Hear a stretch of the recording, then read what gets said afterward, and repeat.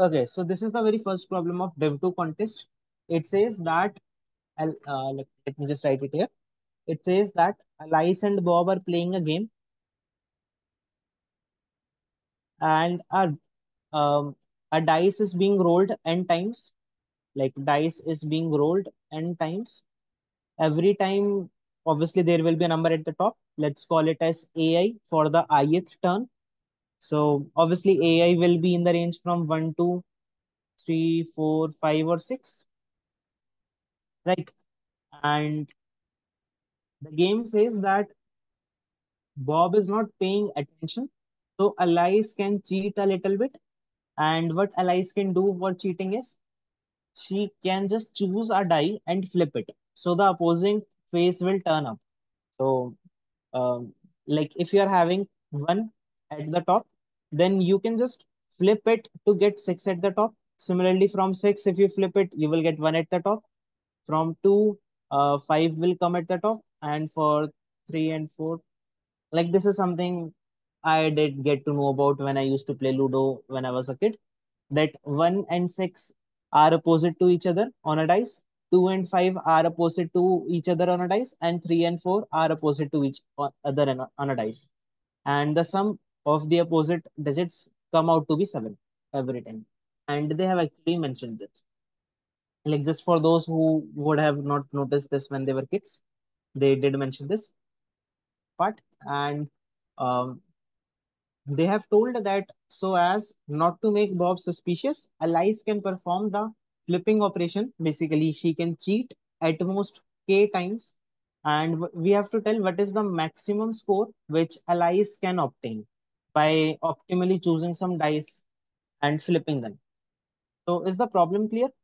We want to maximize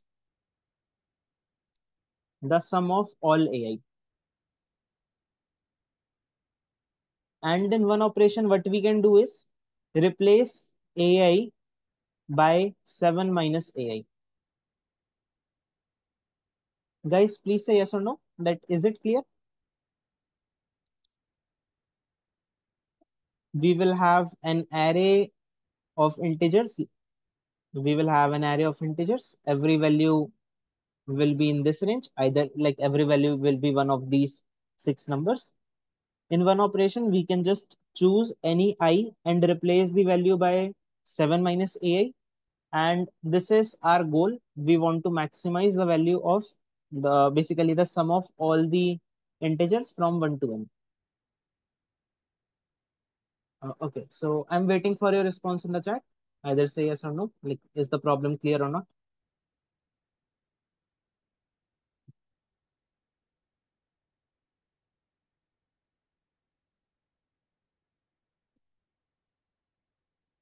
Okay, great. So, like, a very basic observation here was, if you like, since you there are only 6 possible ways, like 6 possible values of AI.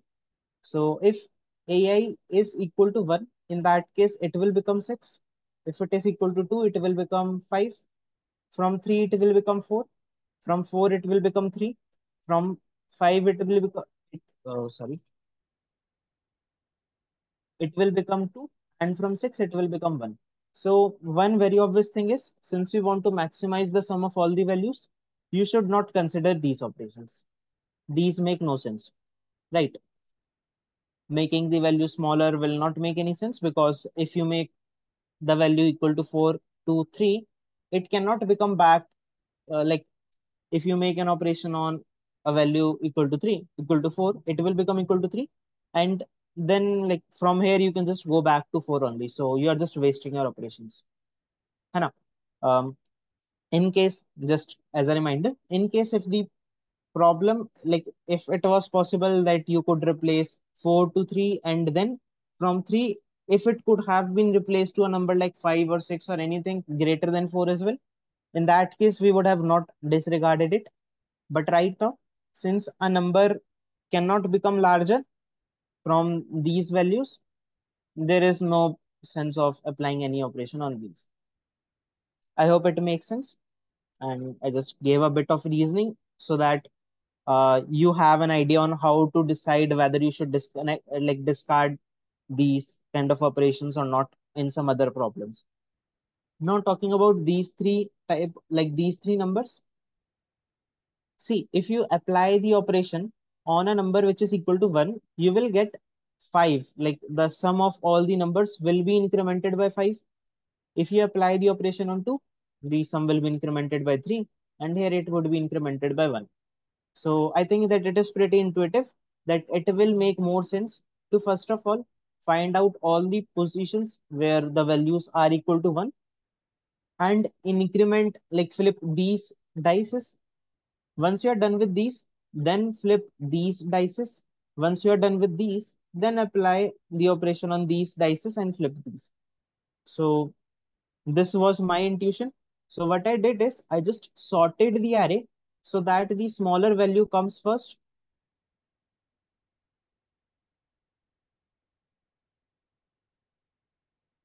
And after that, like when my array is sorted, I just iterated from left to right. And for any value, like I had kept track of the given integer k, that how many more operations I can make. Whenever, whenever I find any number ai which is smaller than or equal to 3, and the value of k is currently greater than 0, in that case, like if both of these conditions are true, then I will just say ai is equal to 7 minus ai, and k will be decremented. That's what I did. And I just uh, calculated the sum of the complete array. So let me show you my code. For each and every test case, I'm taking the inputs, sorting the array, and then for each and every number, I have been checking if I have the some operations left and the value is currently less than equal to 3, so I can apply the operation. So here I'm applying the operation, and the number of operations I can apply after this would have been decreased by 1.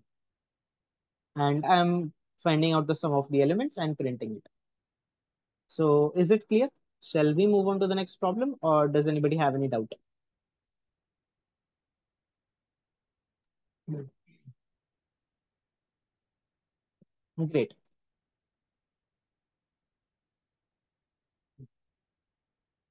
This is the second problem, K closeness. So in this problem, we have been given an integer array A of length n. Maybe let me just write it here. In this problem, we have been given an integer array A of size n, and every value will be in the range from 1 to 1e9.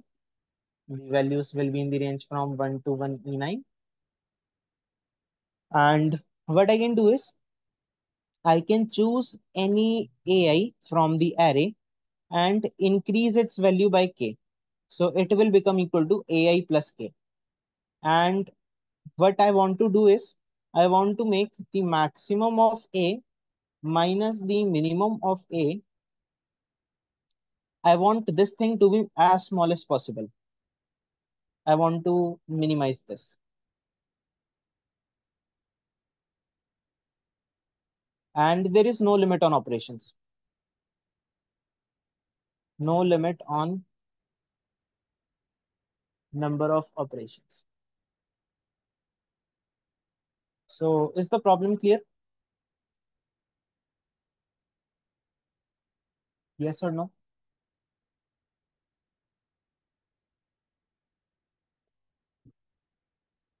Okay, great. So here, like the basic idea is which, like whatever array you have, if you just sort the array for now, or maybe just put up all the elements in a set or do something like this, then the answer for the current array will be nothing but the maximum element minus the minimum element, right? The answer will be nothing but maximum minus minimum. है ना? Now, how can you make the answer better? You want to minimize it as much as possible.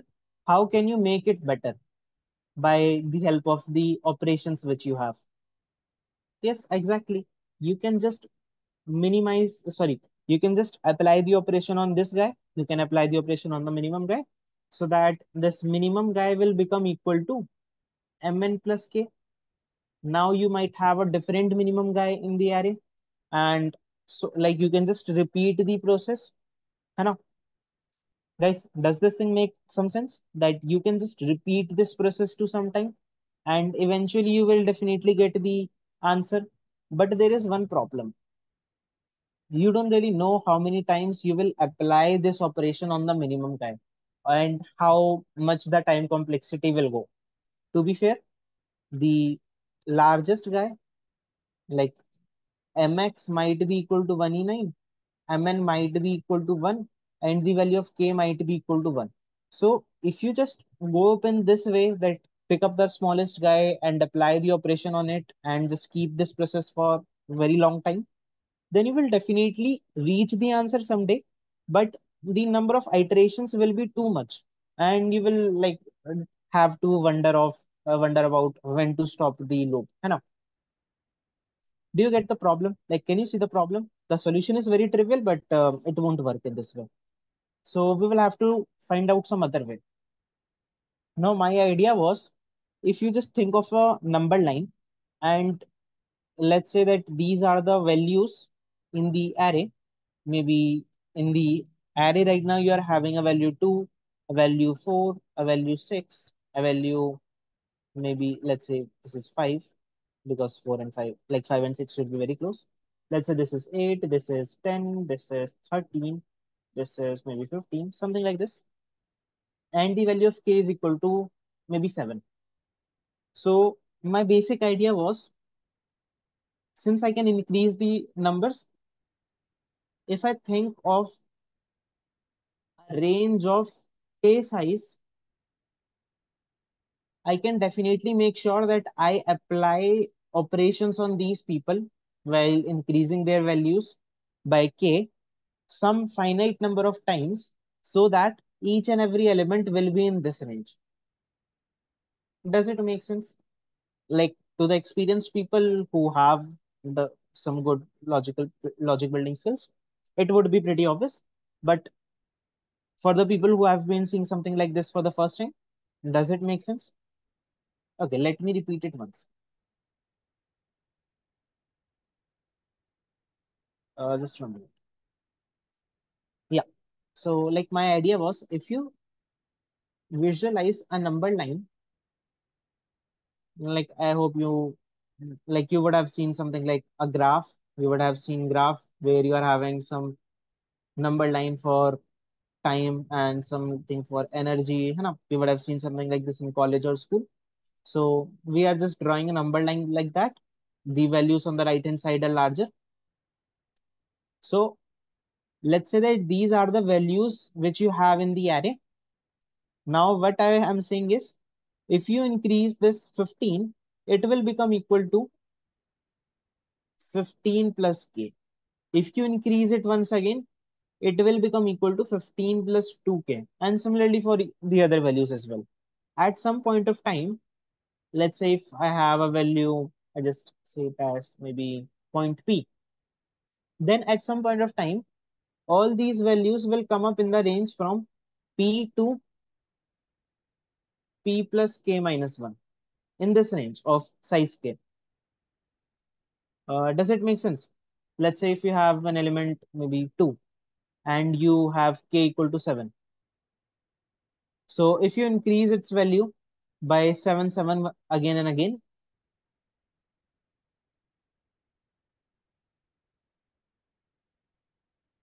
and you assume any range of size k, maybe 22 to 28, size is 7 here, then like 2 will definitely, like this guy will definitely come up inside the range at least once, exactly once actually.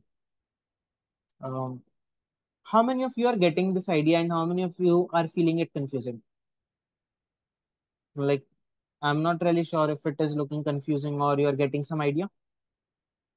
This is actually the way in which I do visualize.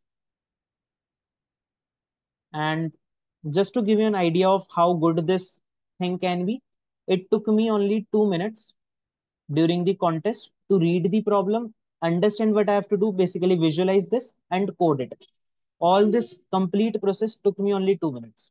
So, like, this is just to give you the motivation of to push yourself to think in this kind of a way. Um, Maybe if I have to discuss it another way, all I want to say is, okay, so like all I want to say is, I was having some minimum guy in the array and I was having some maximum guy in the array.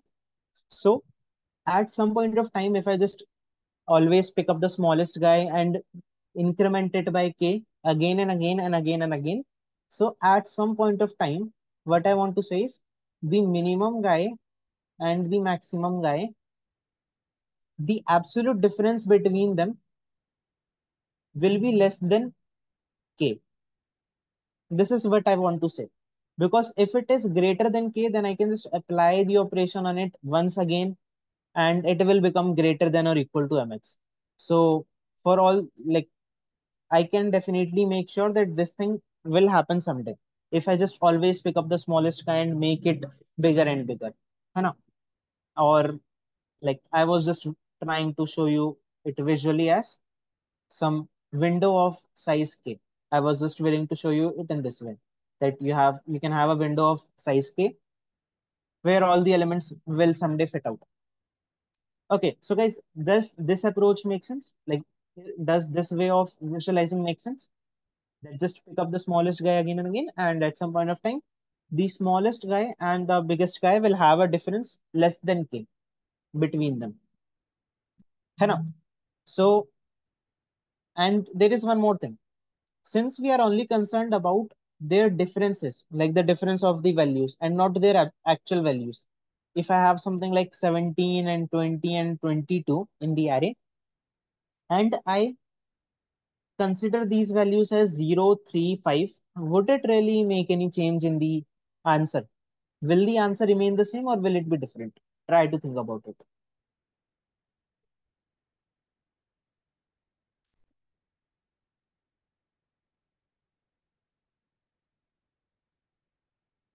Guys, answer this thing.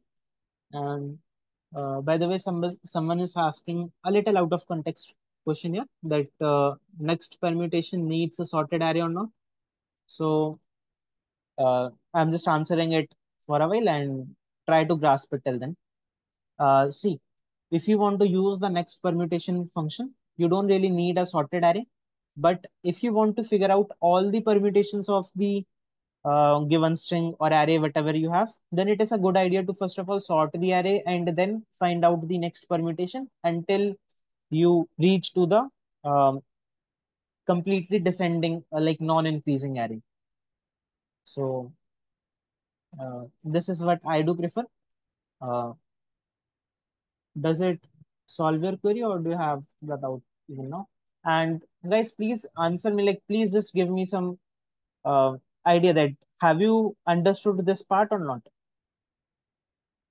You people are not really replying. Only two, three people are replying in chat.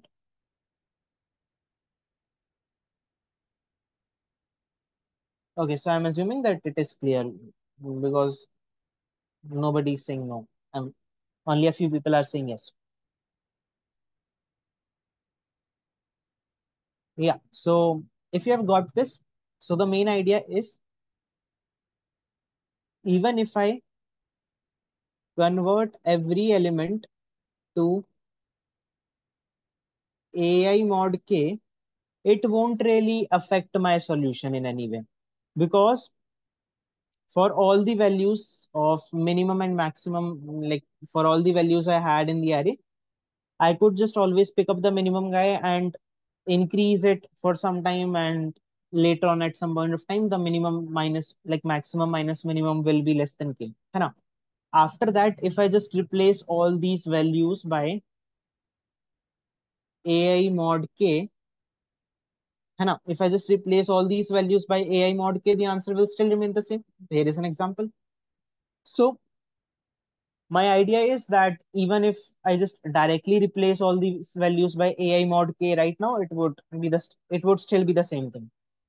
I don't really need to first of all increment k 1,000 times in AI and then do the mod, because it would still give me the same thing. You know? So now we have got some idea that now let's say that the array has become something like um, 124, 124, 128, 130, and 131. First of all, I can just do it mod 12. Here is equal to 12. So first of all, I can just do this thing.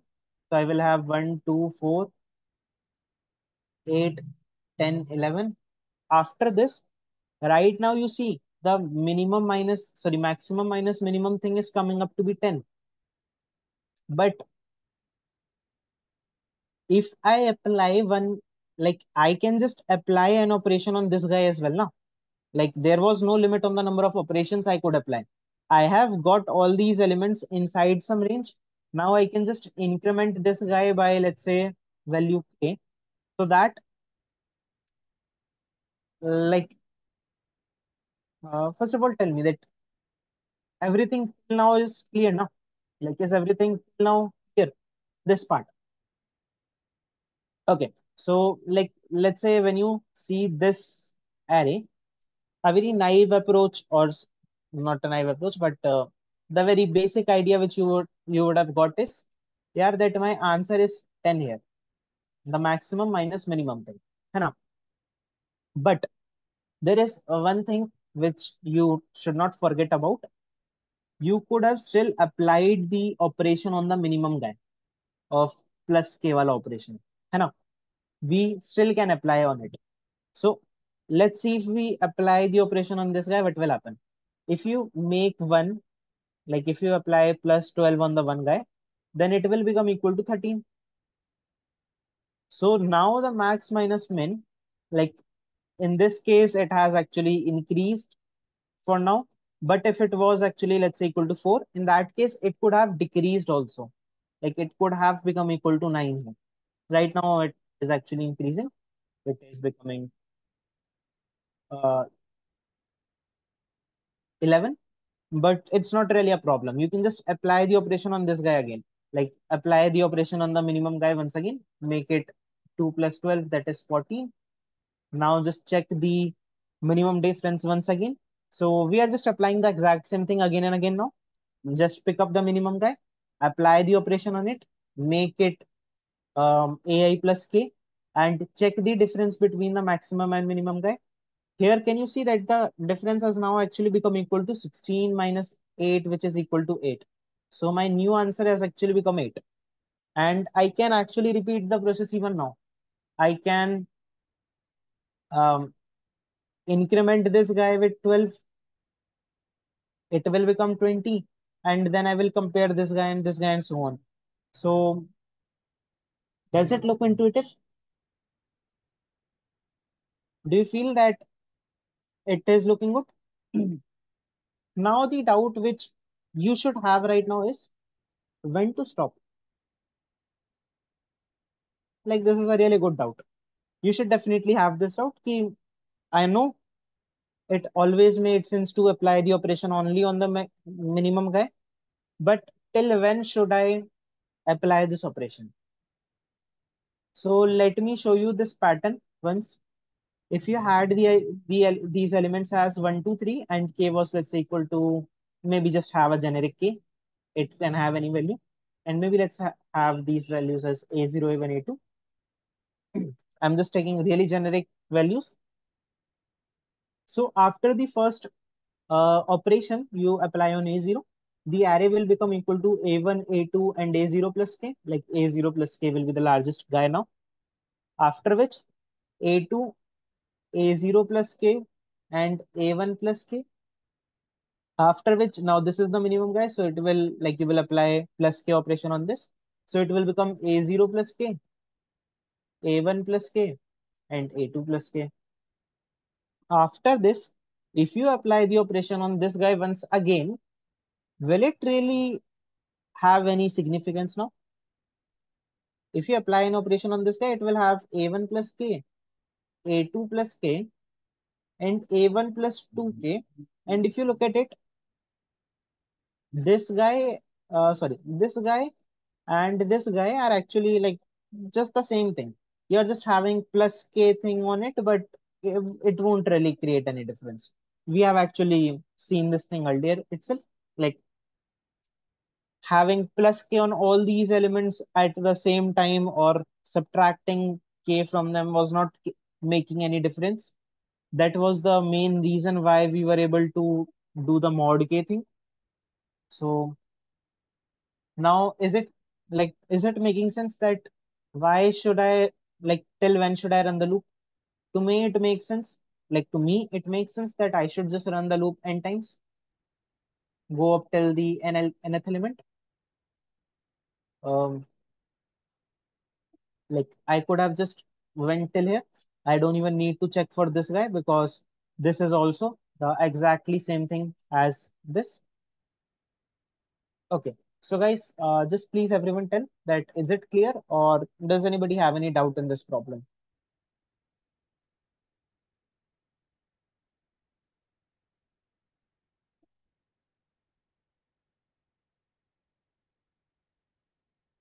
Yeah, exactly. After increasing, we will just do max minus min. Now the problem is really solvable. And by the way, I think that the editorial for this problem might be educational. So I do suggest you to watch the editorial for this problem. Which, by the way, which was the previous problem? For the dice deception, you don't need to look at the editorial. Yeah. By the way, for this problem, I do suggest you to look at the tutorial also because it might have something educational. Like Ice Knight really give good tips in this kind of problems. He might give you a very good approach to approach the problem, a very good mindset for approaching the problem. So I do suggest it. So shall we move on to the code?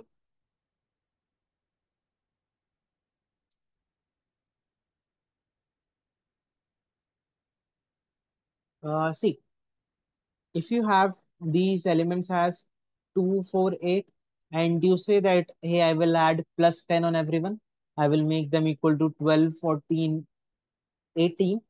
Will it affect the difference, like the absolute difference between the max and min guy, or between any two people? Will the difference between them change? Try to think about it. If you are talking about the difference between the max and min guy, or the difference between these two people, or the difference between these two people, their actual values does not really matter. If you are subtracting or increasing their values by some fixed amount on all of the people, then it won't really create any difference. And you know that you could have just applied plus k operation as long as everybody was like you could have just applied the plus k operation until you reach up to this position. And after reaching to this position, you could just have taken the mod k thing, or maybe you just apply one, two more operations. I think that this is pretty much doable now. Like this should be pretty much doable to prove that mod k will not really affect the answer. Does it make sense? Okay, got it. Great. Okay, so let's look at the code now.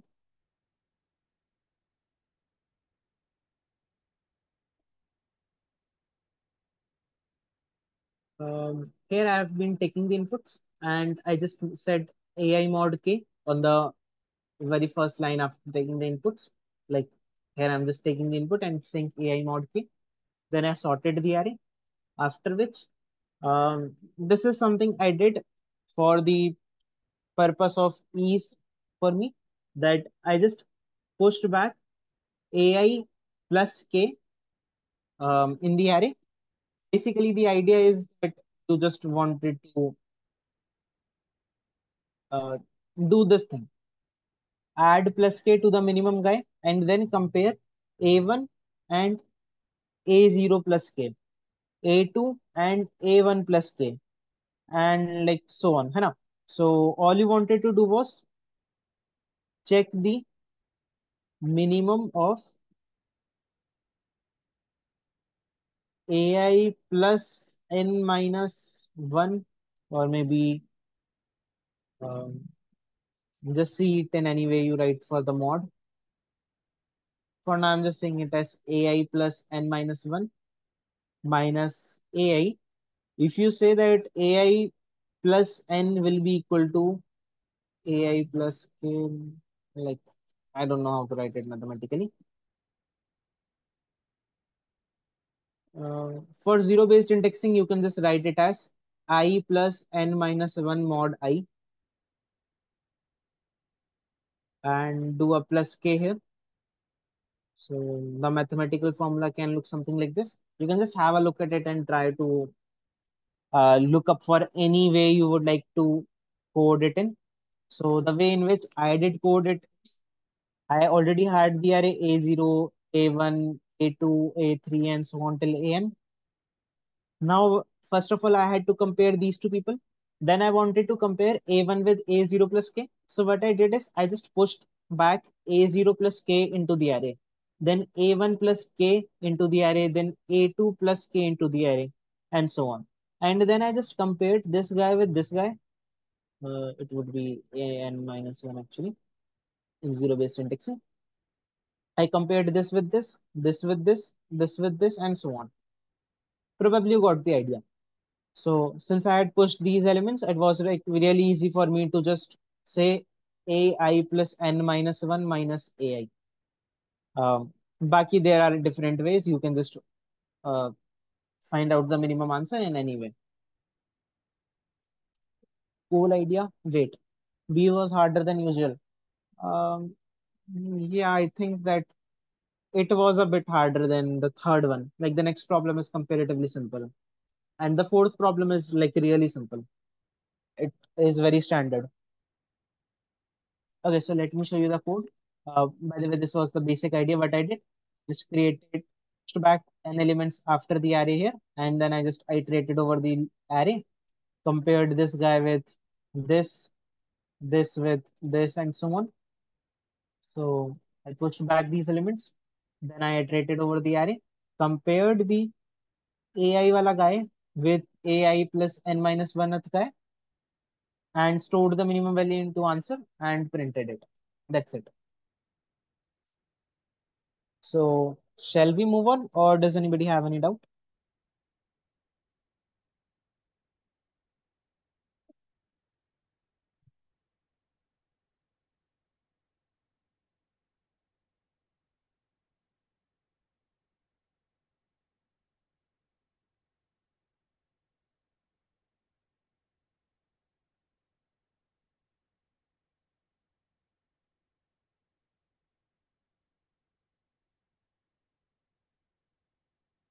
Okay, great.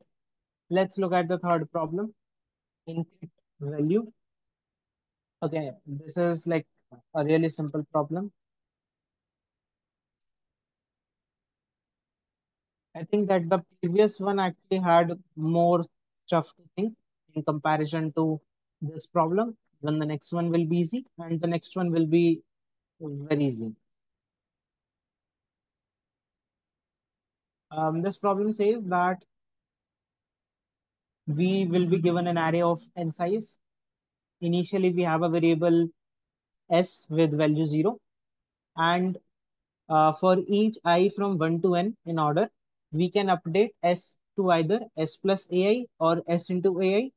And um, before applying these operations, we are allowed to rearrange the elements of the array A as we like. And we want to choose the optimal, like if you choose the arrangement of A and sequence of operations optimally, what is the maximum possible value of S that we can obtain? So the idea is we have been given, so the problem is we have been given an array A. What we can do is, first of all, we can rearrange these elements. Let's say that the array becomes A dash now with size n. We can rearrange these elements, and then we will go over this array in order, like from I equal to 1 till I is less than equal to n. And for each and every I, like we will have a variable s with value 0 initially. For every element, we will have a choice between either saying s equal to s plus ai or s equal to s into ai. And what we want is, like, we it is in our hands on how we will rearrange these elements, and it is also in our hand of like what operations we will apply. And what we want to do is we want to maximize the value of s. So we have to tell what will be the maximum possible value of s. And since this value can be very very huge, let's say if all the elements are equal to 1e9, I think, let's say if all these values are equal to 1e9 and you just the product of all of them, then in that case s will be something very huge. So we actually have to print s mod 1e9 plus 7, 10 raised to the power 9 plus 7. This is something we have to output. Is the problem clear?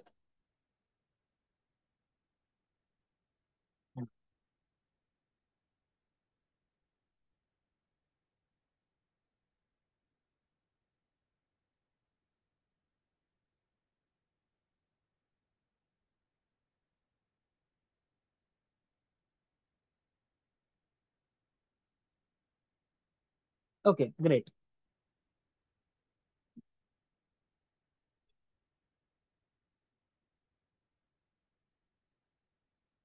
So let's say if I have two numbers a and b, and I have a choice between either summing them up, or multiplying them. How will I decide which value will be greater? Whether a plus b will be greater or a mod a into b will be greater? A very simple answer you can give me is just do both of them, and whichever comes up to be better, do that. So yeah, this is something you can do, but right now we don't even know about the order of uh, the array, like the arrangement of the array.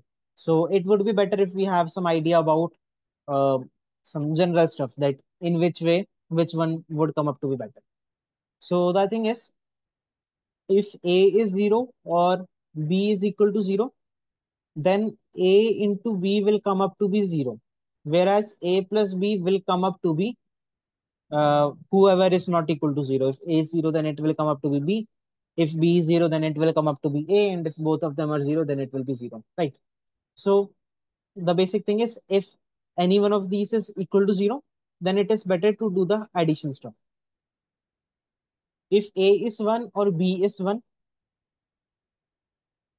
in that case, let's say if we are talking about a equal to 1 right now, then a into b will come up to be b, and a plus b will come up to be b plus 1.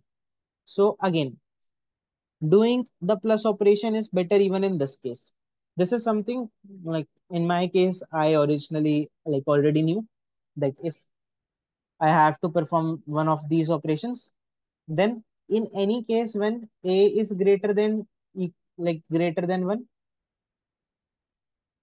and b is greater than 1, when we are talking about only non-negative elements, if both of these elements are greater than 1, then I will go up with this a into b. In the other cases, if any one of these is equal to 0 or 1, then it is always better to add. Okay, so if you talk about any other case, let's say a equal to 2, then a into b will come up to be b plus b. And we are right now talking about b being greater than 1. And if you talk about a plus b, it will come up to be b plus 2. So you know that this thing will definitely be greater than this, right? So we have got the idea that if a or b, or maybe you can just say it as, if minimum of a comma b is less than equal to 1, then add,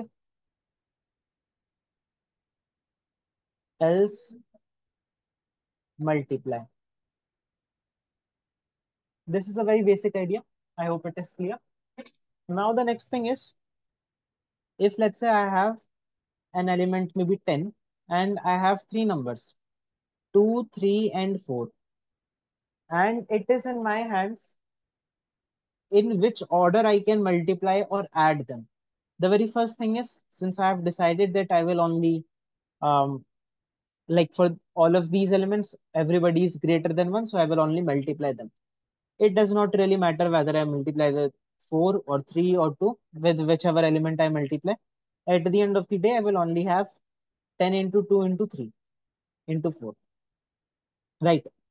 So for the multiplication operations, it does not really matter in which way you multiply them. Similarly, for adding, if you're only adding, it does not really matter in which order you add them. But if you're having something like 10, 1, 2, 3, right now, for this one, you know that you would not multiply the value of s with 1. You would only add it because multiplying will not have any benefit. है ना? So right now, if you do something like multiply with 10, sorry, multiply with 2 and multiply with 3, let's say 10 into 2 into 3, and then add 1, then the answer will come up to be 61. Whereas in other way, if you had added 1 first, if you had added 1 first and then multiply, you could have got 66, a better answer. है ना? And it looks logical. If you are adding something here, if you just see, if you just open it, it is coming up to be 10 into 2 into 3 plus this 1 into 2 into 3. है ना? It looks logical, intuitive. Basically, it looks intuitive that adding first and then multiplying will have better effects. है ना? Guys, does it make sense? Like we have discussed mainly two things till now. If A is greater than 1 and B is greater than 1, only then multiply. Obviously, one of these will be equal to S, like one of these will be S and the other one will be AI. So if both of these people are greater than 1, then only then you will multiply, otherwise add. And adding first and then multiplying is always better. As a general example, let us say if the current value of S is this, let's say S, and you have a 1 in the array and you have an AI in the array with which you have to multiply. Then adding first will give you this value, that is S into S plus 1 into AI, that comes up to be S into AI plus AI.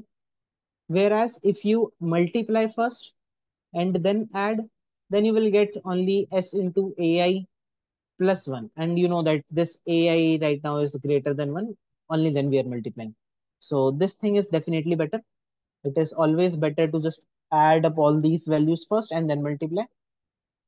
And by the way, both of these are very standard things. You don't really need to prove all of this during contest. In my case, I just had these two things in my mind and I directly started to think from the next step, which comes after this. So the very basic idea is initially S is equal to 0. All the ones which you have in the array are the things which you would add. And we know that adding up stuff to S first and then multiplying will make more sense. So first of all, add all ones you have in the array. So if you are having an array like 1, 2, 3, 1, 2, maybe something like this, then first of all, add, like just rearrange these elements in this way that ones come up to the beginning. And for all the other elements, it does not really matter in which way they come. Let's sort the array for now. So you will just add up these two people. It will become S equal to 2. And then you will just multiply with 2 to 3. है ना? So at least it makes sense that if you have at least one value of 1 in the array, then actually at least two values of 1 in the array, then what we will do. है ना? It makes sense if you are getting at least two from S. Because after that, you will just multiply with all these values. Guys, just please confirm me once. Is this clear? Is this clear? That does it make sense if you are having a lot of ones in the array? You will first of all add all of them and then you will multiply with everything.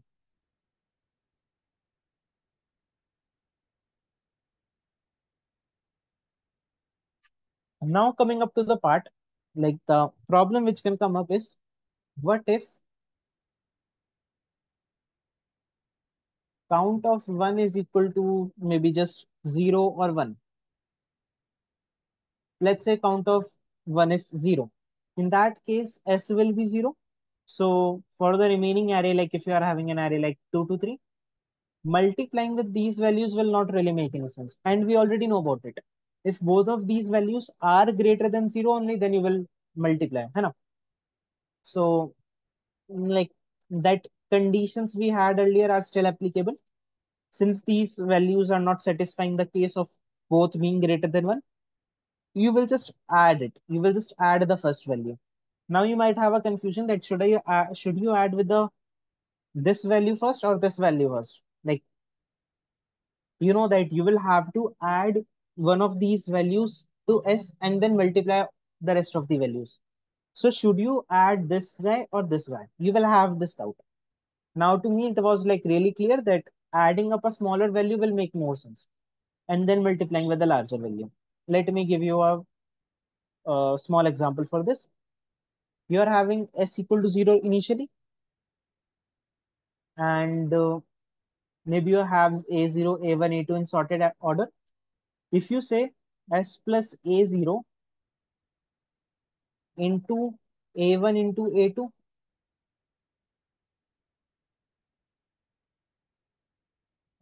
I think that right now it won't make sense. Uh, Sorry, it won't make any difference in this case. Actually, when S is 0, in that case, it won't make any difference because it will just come out to be the product of all these elements. You can just add any of these. Yeah, you can just add any of these. Like my idea was just add the smallest one, but it is not really creating any difference. Whichever element you add first, as since S is 0, it will just become equal to A0. S plus A0 will become equal to A0. And then the product will be this only. So we have got this edge case covered that if S is 0, add one of these values. Now what if count of 1 is actually equal to 1?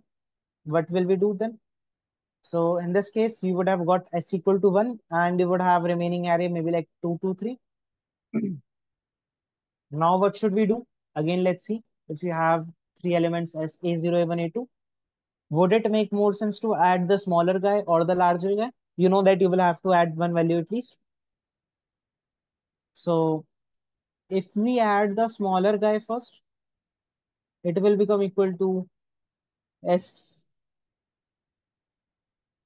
S plus A0 into A1 plus A2, sorry, into A1 into A2, and S is equal to 1. So it will come up to be A0 into A1 into A2 plus A1 into A2, right? And if you had said something like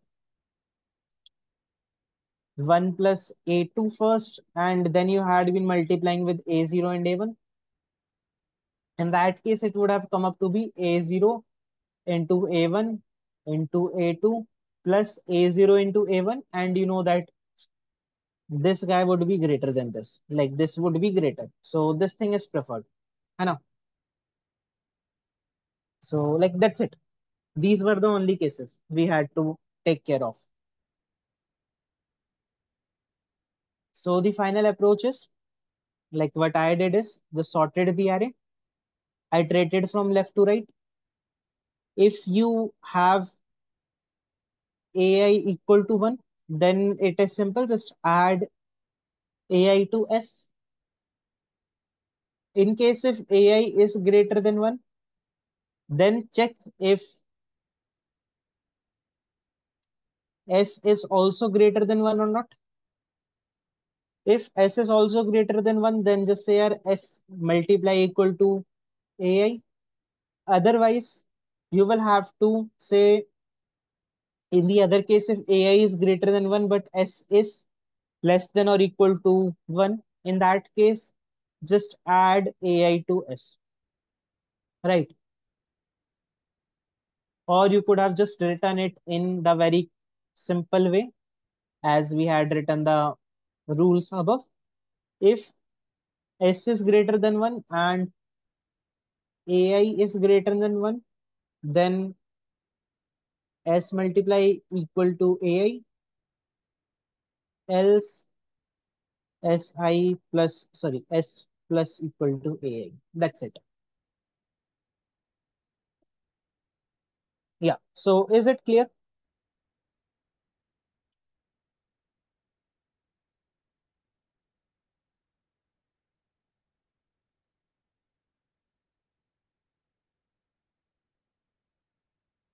Only one guy is replying. I'm waiting for your responses.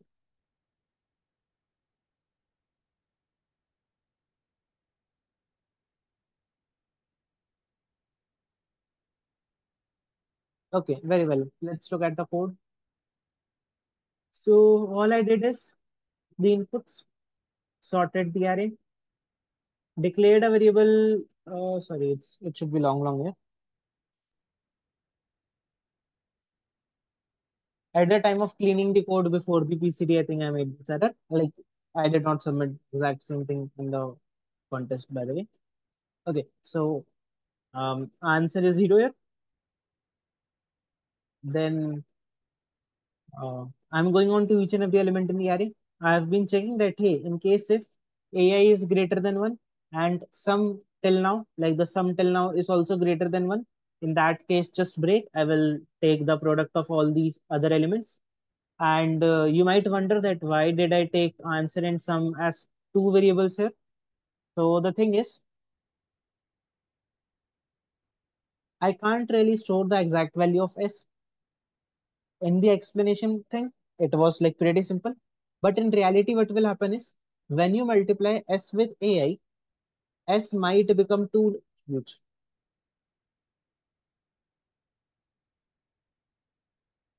right? S might become too huge. So since you actually have to give, maybe like if you are having s and you have to multiply it with a1, a2, and so on till maybe an. Let's say if you have something like this and you have to give the mod at the end, you can just say it as s into a1, then take the mod, then multiply it with a2, then again take the mod, then multiply it with a3, and again take the mod, and so on. How is this actually giving you the correct output? As this is something I'm not discussing here. If you want, you can just study about it. You will get a lot of resources online for this. Baki, if you want, you can just take up a normal case that if you talk about a1, like a0 into a1 into a2 mod m, and um, if you talk about a0 into a1, it can be represented as something like bm plus the remainder, basically quotient into this divisor, which is m plus remainder, and this quotient into m part would at the end be removed because of this mod thing. So we can actually ignore this directly and take up the mod m part instead, which is this r. This is r, and just consider this only. So this is how it comes. Baki, if you did not understand this right now, then just study about it on internet. There are a lot of resources available. Okay, very well. Let's look at the code. One thing which I was coming about. Since you cannot really keep track of the actual value of s, you might have multiplied s with some values, maybe a0 and a1, and then had taken mod with 1e9 plus 7. So even though the value of s was pretty huge, the remainder value might come up to be 1. And if you are checking this condition here, it might just screw you completely. So to prevent all of that, you would have to do some manipulations, maybe keep track of how many times you have added some values to s in some variable or something like that. So this is what I did. I just kept track of how much I have already added to AI, sorry, to the value of s. Um, and yeah, that's it. So shall we move on to the next problem?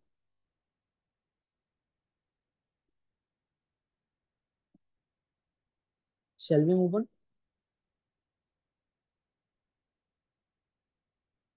Okay, great. So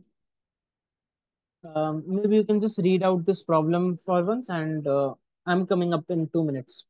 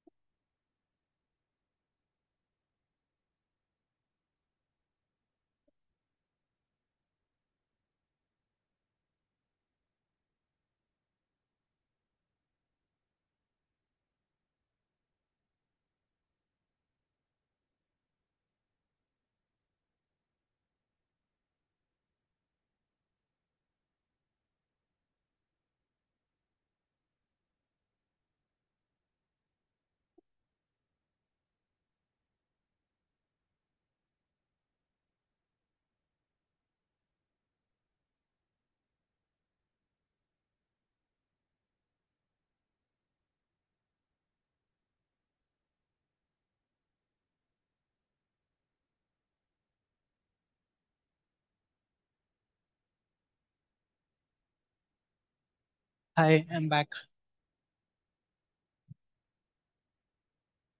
Am I audible?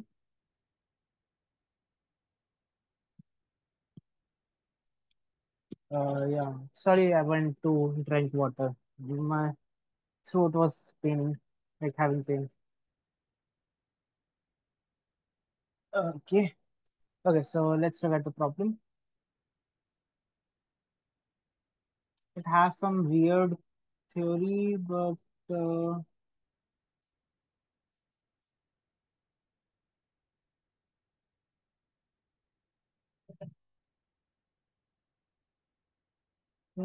okay. So the basic thing which this problem says is, if you have a number n, let's say, uh, you guys know that if I have a number like maybe 23, I can represent it in binary, maybe something like 101111, 124816. Yeah, something like this. है ना? I can just represent it in binary form. Similarly, we can represent the number in like uh, this as well. 18. Let me think on my own first, and then I will explain. I think this, uh, like you know that you can just represent a number in like this is a decimal representation. You can represent those numbers as binary in the binary form also. In the binary form, it is looking like 2 into sorry, this is 2 raised to the power 0, 2 raised to the power 2 raised to the power 2. and 2 raised to the power 4. So it is like 2 raised to the power 0 plus 2 raised to the power 1 plus 2 raised to the power 2 plus 2 raised to the power 4, which comes out to be 23. है ना? Similarly, you can represent those numbers, like you can represent numbers in this ternary format also. I think we call it as ternary format.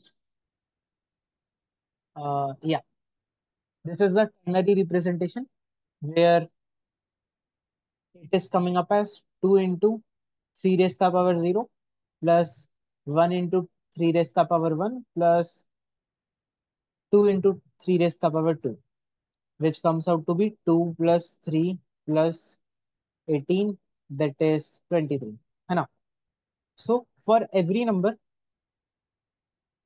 like for any number, when you um, look at its ternary representation, the number is considered to be good if its ternary representation has at least one occurrence of 2 in it. Like if you look at ternary representation here, it is coming up as 212. It is containing the number 2.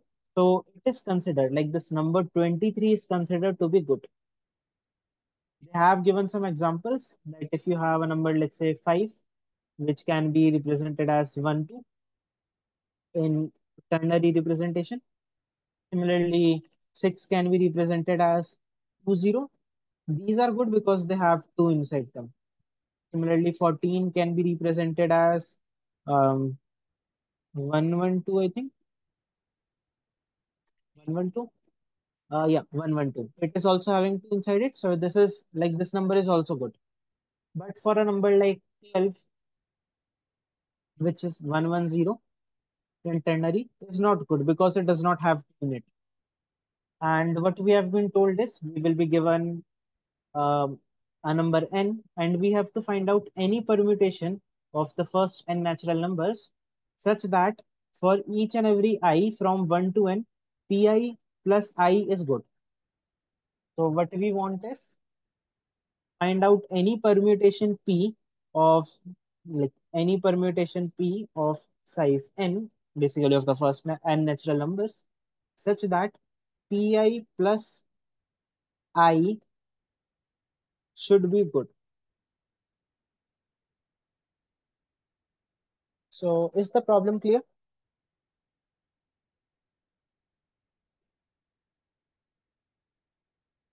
Great. Now, one thing which I instantly got was like if I could just somehow make sure that for every I, pi plus I mod 3 is coming up to be 2. In that case, in the ternary representation of the number, the last bit, this last digit will be equal to 2. So this was my first observation. If I could find out a permutation where for every pi plus I mod pi plus I mod 3, it is coming up to be 2, the remainder is coming up to be 2, then it is really good. And just looked up at the example test cases here. I saw 132. For n equal to 3, they came up with 132.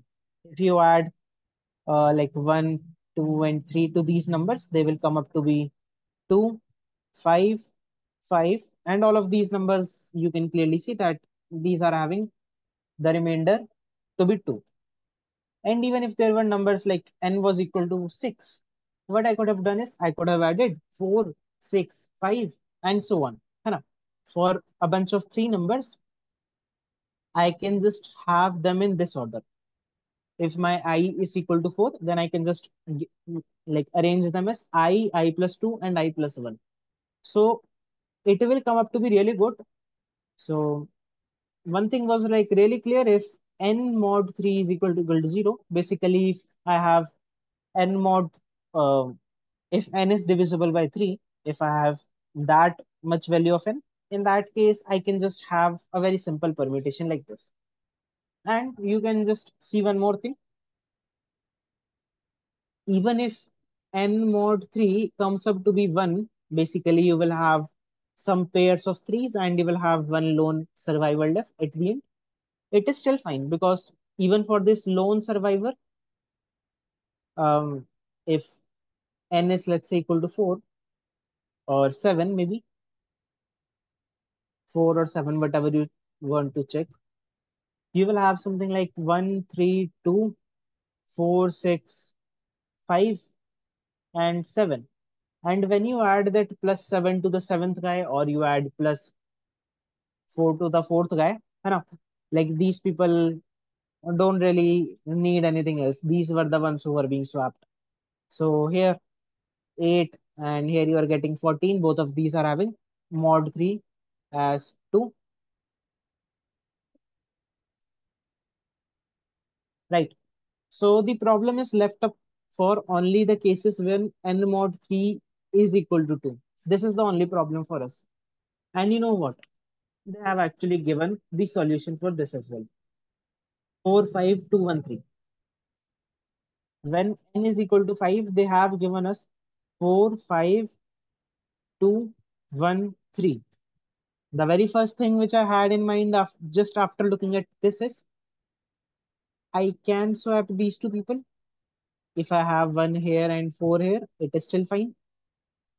So what I originally had, like in comparison to what I originally had and what I have right now, the only difference is 3 and 5 have been swapped. Like in comparison to the series which I had been forming for very long series, है ना? For some very big sequence 1, 3, 2, 4, 6, 5, and maybe 7, 9, 8, something like this. The thing is 3 and 5 is coming at this place and 3 has been coming up at this place. 3 is fine here. In case of 5, it is yeah, see, 3 is still fine because if 3 was coming up here or it comes here, it is fine because 3 plus 5 will be equal to 8. So mod 3 will still be equal to 2. But in case of 5, if you have 5 plus 1, sorry, 5 plus 2 mod 3, it comes out to be 1. है ना? This mod thing is not really working here. But the thing is 5 plus 2 comes up to be 7, and actually 7 can be represented as I think 2-1. Yeah, 2-1 in ternary. So it is still having a 2. So I just got it instantly that okay, the problem is actually the test cases are actually hinting me to have 1, 5, 2, and 4, 3. This as the first 5 elements. Now since n mod 3 was equal to 2, and you know that n would be greater than equal to 5, now I have got the first 5 elements here. So if you say n minus, like if you look up for the remaining elements, n minus 5, that mod 3 would be equal to 0. So now you're having elements which would be divisible by 3. The count of those elements will be divisible by 3. So you can just have them being taken in pairs of 3, 3 elements.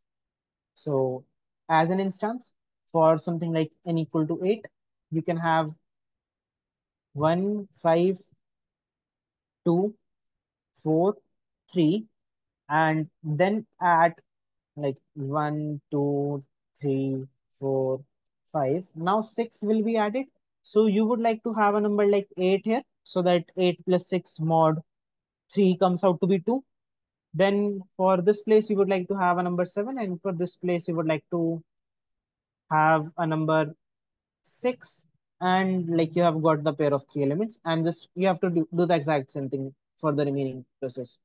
Have something like 11, 10, 9, and so on. So the elements are coming up as I plus 2, I plus 1, and I, where like I is equal to 6. है ना? So does it make sense? Do you think that the problem was so easy?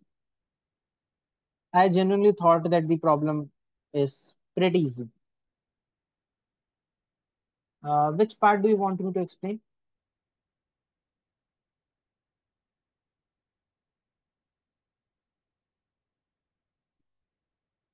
Like what is not clear in this? What is not clear in this part? Like just tell me. Okay. Um, See, if n is 8, I have to place these three elements 6, 7, 8. है ना? At the end, I have already fixed the first five elements. So you want that the elements should be placed in a way that when you add pi plus I, the remaining value, which is coming up to be 14, 14, 14 in these cases, should be having like mod 3 equal to 2. And that thing has been satisfied. That's it. You just wanted to place these elements in this kind of a way. If n is odd, see, okay, so if n is odd, maybe if n is 11, then you can have something like you need three more elements.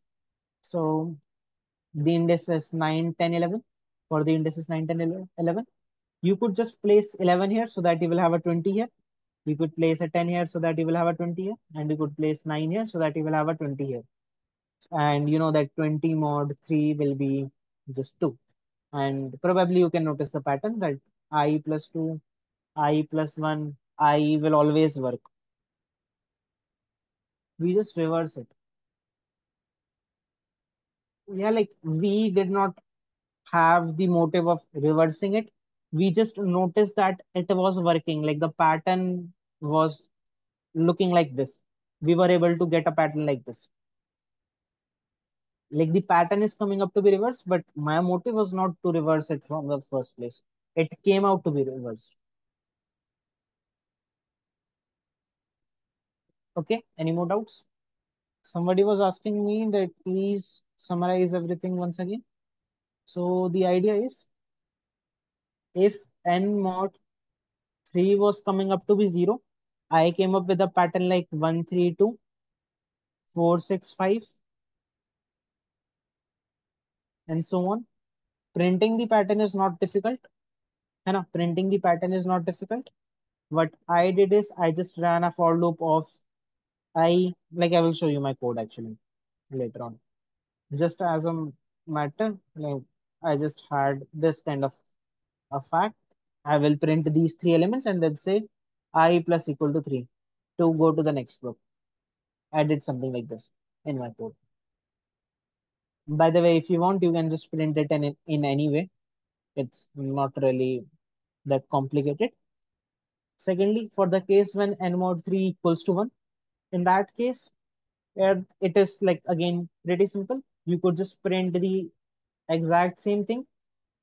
You will have some groups of 3, 3 size, after which you will have only one element remaining at the end, and you can just print it directly because it would be coming up like the last element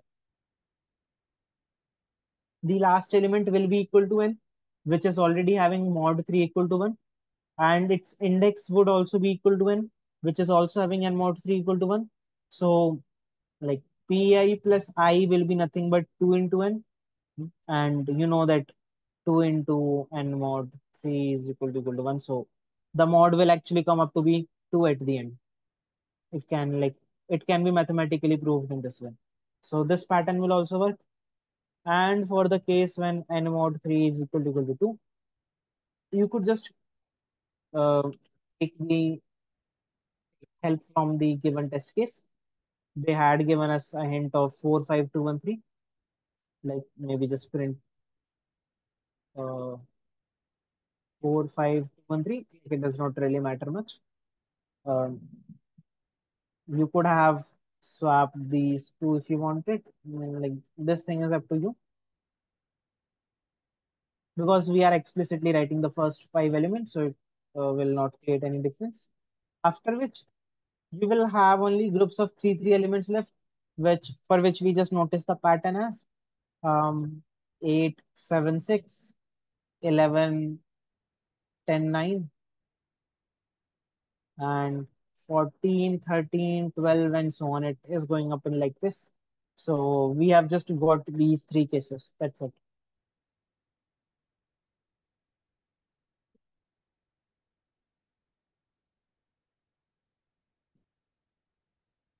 How will you write these 8, 7, 6? Yeah, it is also simple. Like I ran a for loop from here. with starting from I equal to 6. I printed I plus 2, I plus 1, and I, after which I incremented I with 3, and then I printed for this, then for these next three elements, then for the next three elements, and so on until I will be like I plus 3, until I plus 3 is less than equal to 1. Or maybe I just said that I is less than equal to n. Yeah, I is less than equal to n.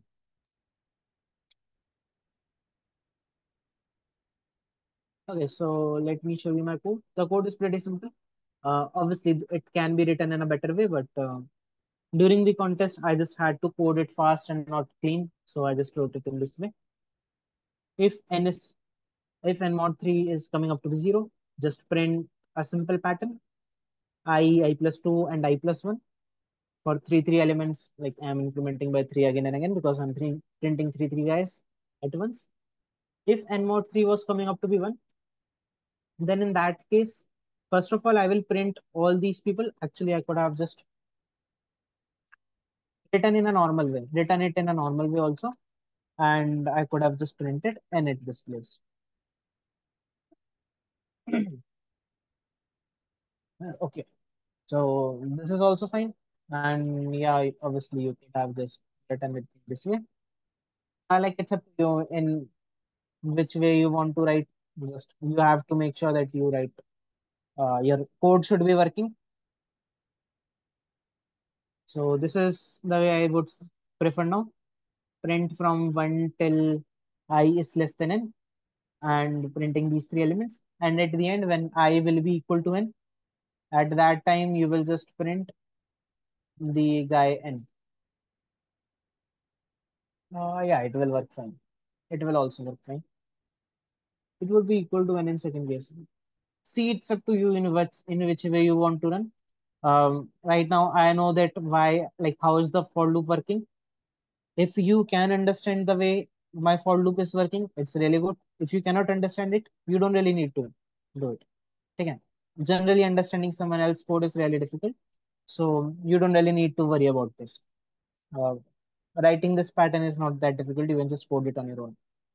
And for the third case, when n mod 3 is equal to 2, I am first of all printing the first five elements. And then I have been running a for loop from I equal to 6 till the end. I'm just printing three elements every time. That's it. Will the next question be included in YT PSCD video? Since I have not tried it before, yeah, everything will be uploaded on YouTube. The next problem and the next to next problem will also be uploaded on YouTube. Can you share code for K closeness again? I forgot to access it. Yeah, I can share it after the class, or maybe I can just share it in the Zoom meeting if it is possible.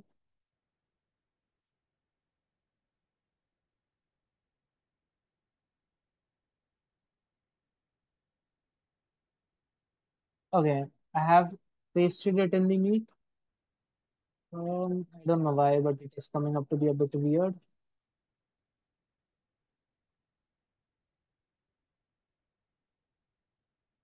Let me copy paste again. Okay, so great. Now let's move on to the last second problem, digit space.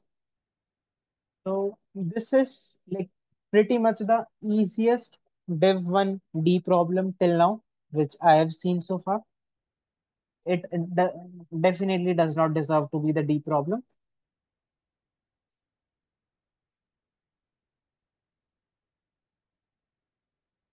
So what this says is,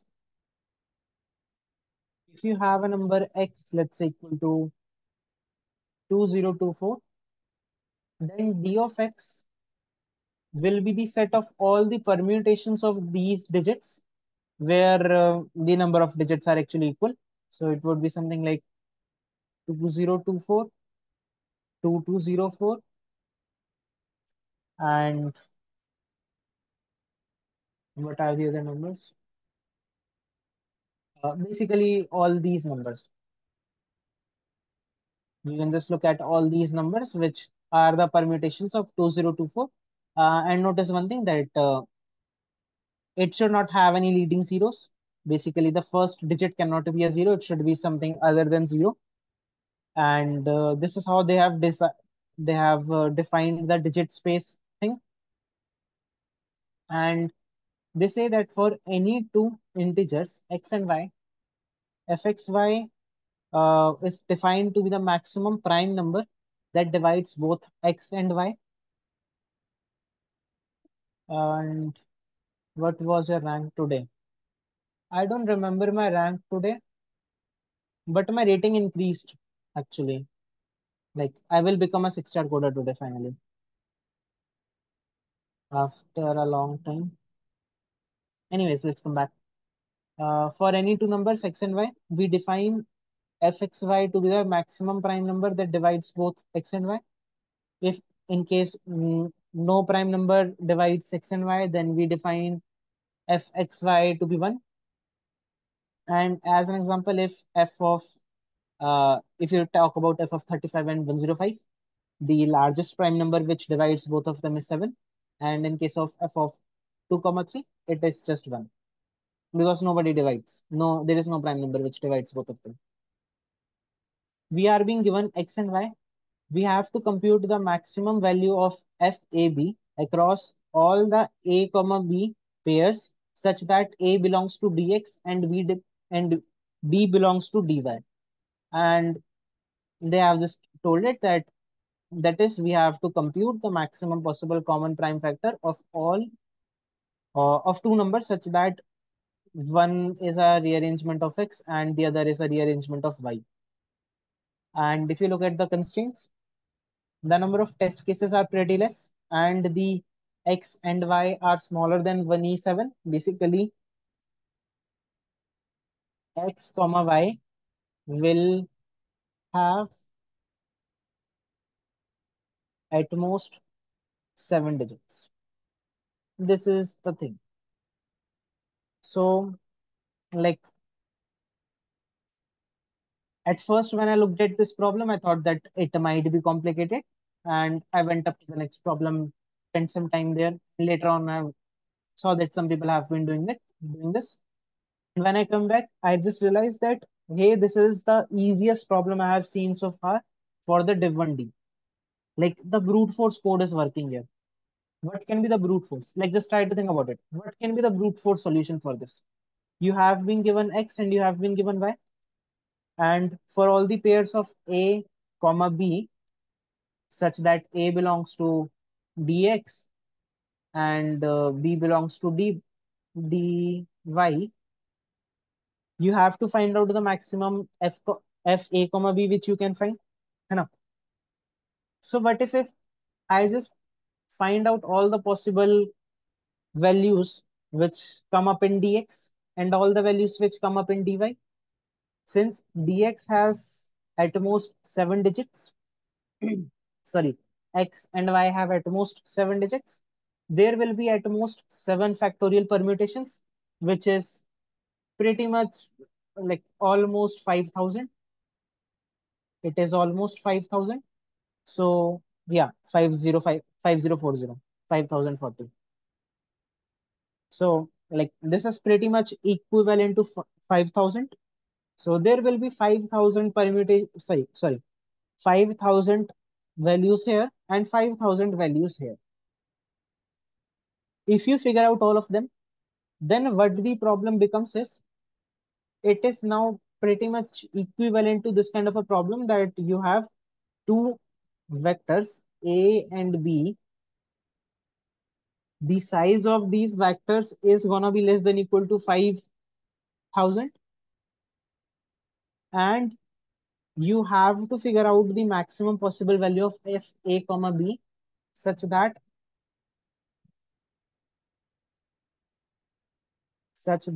a belongs to dx, or maybe just say this array a, and b belongs to this array b. Notice that I have used the small letters for the variable and the capital letters for denoting the array. So A belongs to capital A and B belongs to capital B. I just have to figure this out. And you know one more thing. I don't even care like if there is a value 7 and there is a value 12, then I don't even care ki um, which elements are divisible by 7 in this array and which are not. All I care about is all the prime factors of any number in this array. Like if there is any element in the array which is divisible by 31, if there is any such element, that's all I care about, that 31 divides at least one of the elements of this array.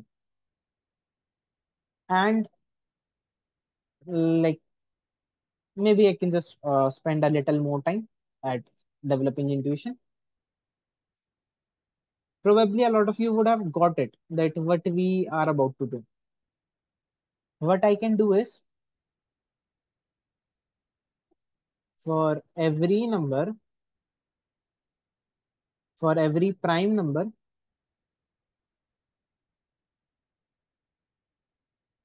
I can just uh,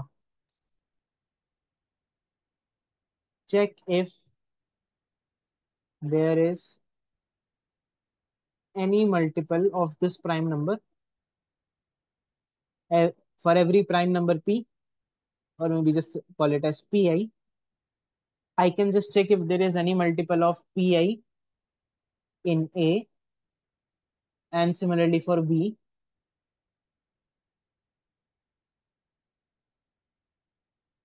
And in case if there is any multiple of some prime number in array A and any multiple in prime of that prime number in the array B, then I can say that hey, this pi um like this pi divides elements in both the arrays, some elements in both the arrays. So this pi can be a candidate. Like my answer will be equal to the maximum of answer and pi, right? Among all the prime numbers, I can just say this as f of a is the maximum prime number, है ना? So I can actually call this as maximum value of like pi belongs to prime numbers. So maximum possible value of any prime number pi which divides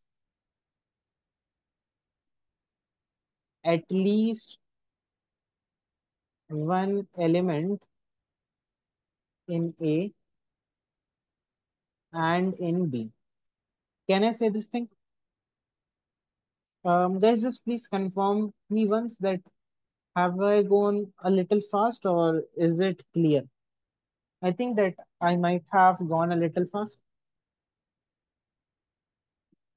since not too many people will come up here. Like only the ones who are pretty good will come up here. So I thought that maybe I can go up a little fast instead of spoon feeding everything.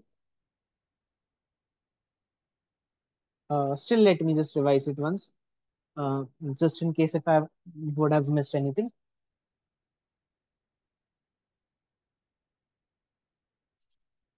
We were being given x and y, है ना? X and y. So since number of test cases was very small, I had this idea that for each and every test case, I can spend up quite a lot of time. To be precise, if we talk about 1e8 iterations and you're having 200 test cases at max, then like it is something like 5v5. You can spend like this much time on each and every test case, this many iterations for each and every test case. And you see that dx, like the size of dx and dy would be something like less than equal to 5040. Similarly for dy, the sizes would be less than equal to 5040. So I just treated it as a different problem, that I can just generate all of the test cases, and then when I would have got these two arrays, let me call them as A and B for now. of sizes in A and NB being less than equal to 5040. Maybe like let's call it as maybe somewhere around 5,000 in the worst case. Uh, for finding f of a comma b, like if a and b are fixed, then this value will be fixed. But when a and b can be any values in this array, so let's say if I want to check for a value 31, whether it uh, maybe no, like the solution is correct, but I don't know how will a newbie approach it. Guys, is everything till this point like absolutely clear? If I just say this thing as an intuition directly, that I don't really care which element I'm talking about. Um, like if I just say that I only care about all the prime numbers which divide at least one element in this array, will this look good or does it look confusing? Like to me, it was a direct intuition that I only care about the prime factors of any elements in this array. Like 2 divides at least one element in the array. Now I don't really care which element it divides or how many elements it divides. I only care about the fact that 2 divides an element in the array. Similarly, 3 divides an element in the array. Similarly, 7 divides an element in the array. Like to me, this was directly intuitive. But what can be another intuitive way for a beginner in which he might get to this idea? That's the real question.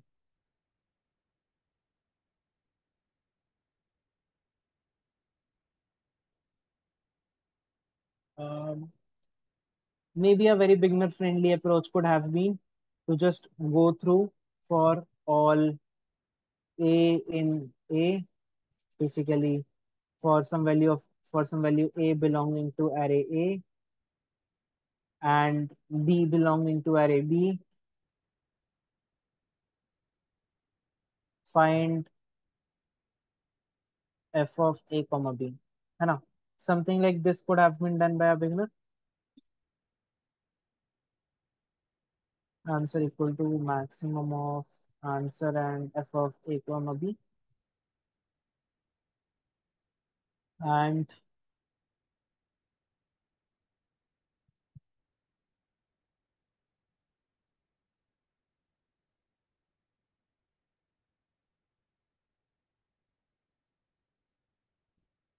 I'm not really sure of how a beginner would have approached it. Right now, I will just tell for only the experienced people now. Like, I'm struggling a bit for the beginners that how would a pupil or a newbie could have approached this problem. But for anybody above specialist, I think that this would be pretty intuitive.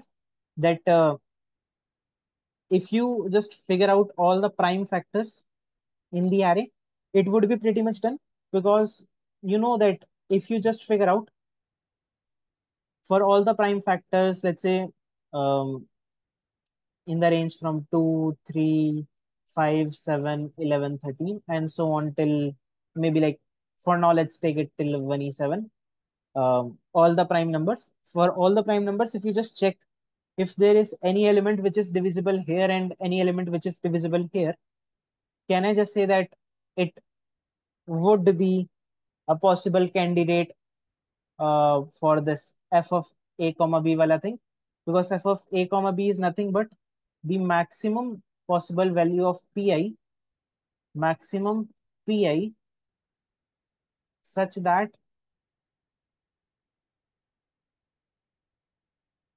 it divides a and b. है ना?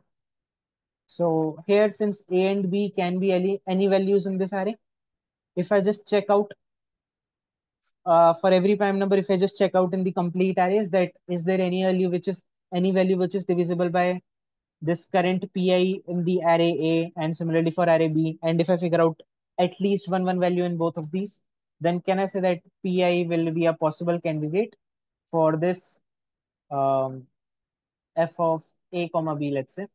Like let's say that f of a comma b is the maximum of f of a comma b for all, or maybe let me call this thing as my answer. A belongs to A and B belongs to B. I'm just throwing up a little bit of a proof. In case if it was already intuitive to you on this statement was already intuitive, you can just skip this part which I'm spending here, which I'm explaining here. Okay, so you could have got it that you could have got the idea that if Pi is dividing both of the people, it can actually be a possible candidate. So what we could have done is we could have just checked out for each and every prime number whether it is a good candidate or not. But the problem is if you check out for all the prime numbers, first of all you are having so many prime numbers. You are already having too many prime numbers. Secondly, for each and every prime number you will have to run up some for loops, and it would be like pretty miserable for us to run up that much. At the very least, the time complexity will go up to be big of n log n, where n can be as huge as 1e7 for each and every test case, not for complete like pre-computation or anything, but for each and every test case, which is pretty miserable. We will have to do something better.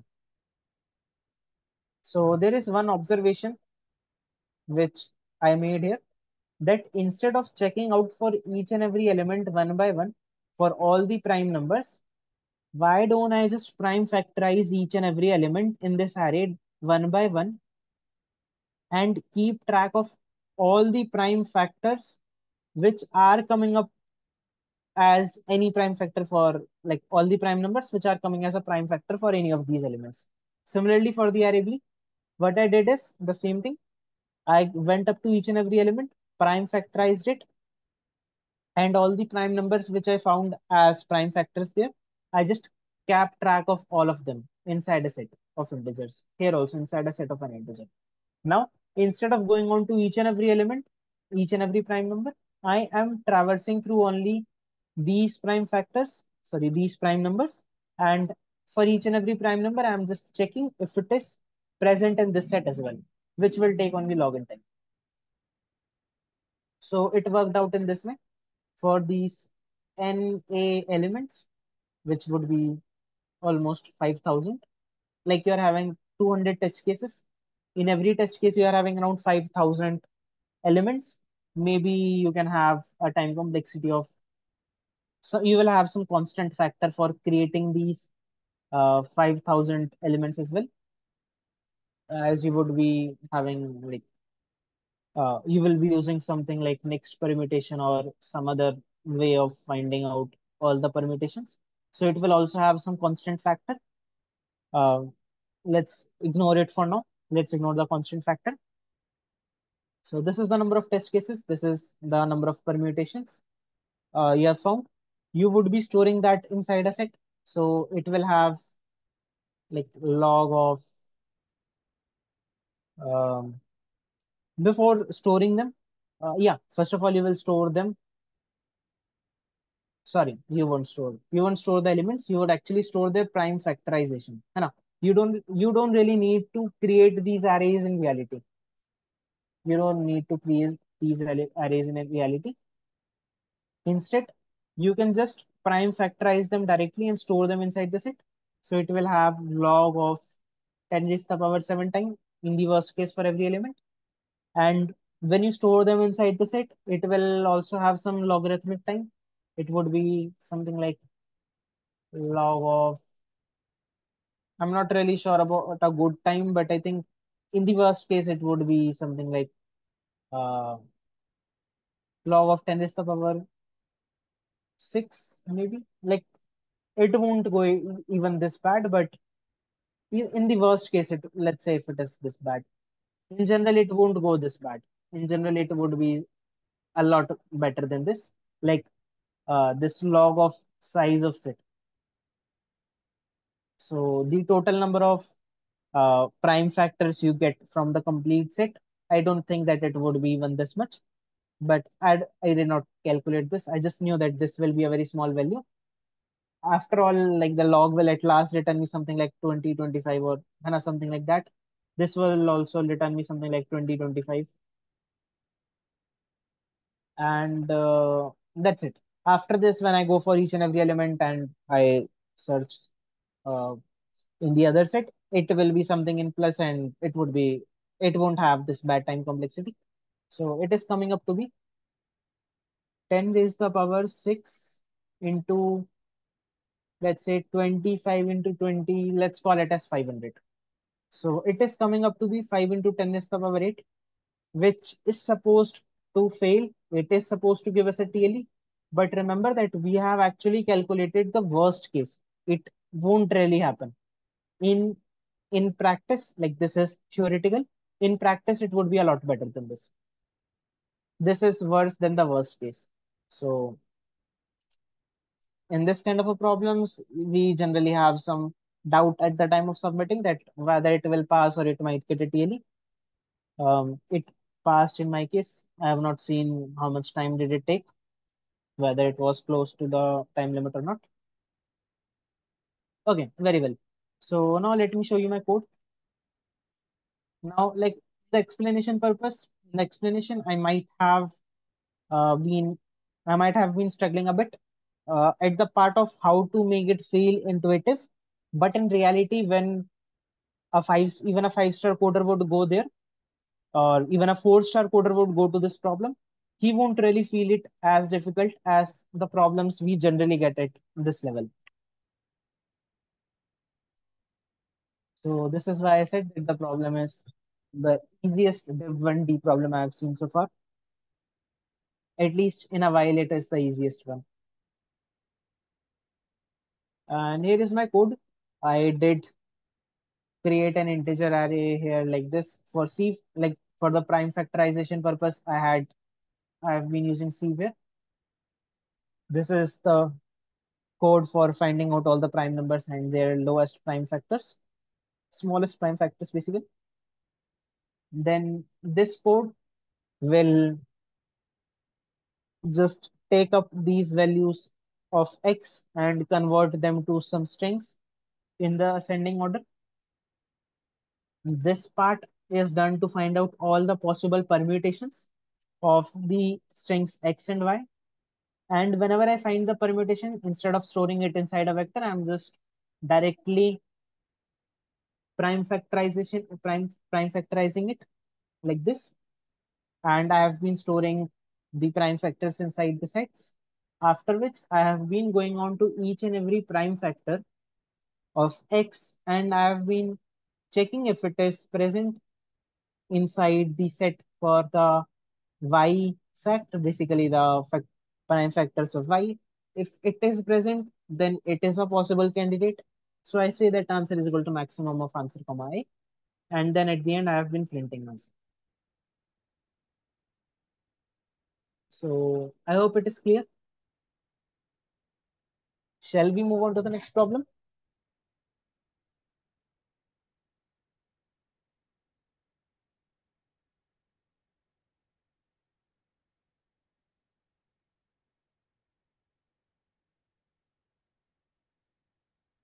Okay.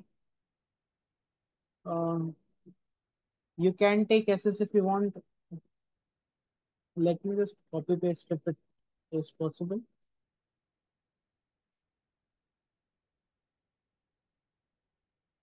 No, I can't copy paste it. Have you taken the SS? Shall we move on? Okay, great. So let's look at the last problem now. ABC conjecture. Like this is the last problem I was able to solve. The problem is pretty simple. You can just read out the problem. Like at this point, I'm expecting that if somebody is watching the editorial on YouTube, he has already put up a lot of efforts by himself. Like this is a good problem. So I'm already expecting that if you are coming up for this problem and you have been watching the video, you are already a good enough guy. You are at least an expert. At least an expert. That's what I am expecting right now. Obviously, below experts can also solve, but I don't want to spoon feed the problem. Like it took me a lot of time, so I don't even think that I will be able to do it step by step. Let me only give some hints. The very first thing is uh, in the subtask one, this is the only thing which I was able to solve. I could not solve with the original constraints. So in the subtask one, n is less than equal to 1000. This is already intuitive for us to solve the problem with n square time, right?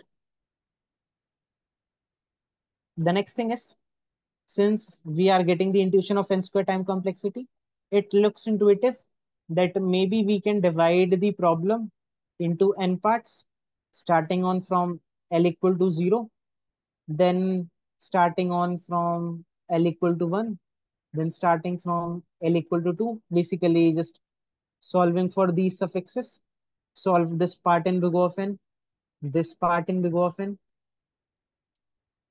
this part in big O of n, or maybe just do it in the other way around.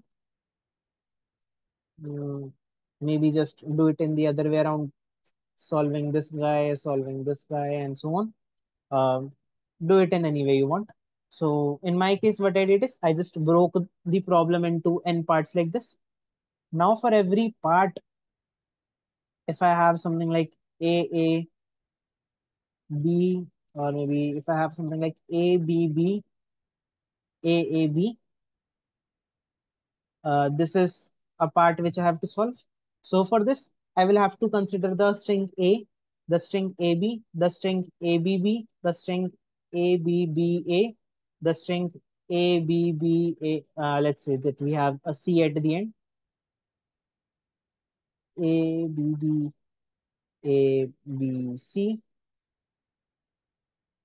Maybe no, you have an A here. Then APB, AAB, and ABB, AABC.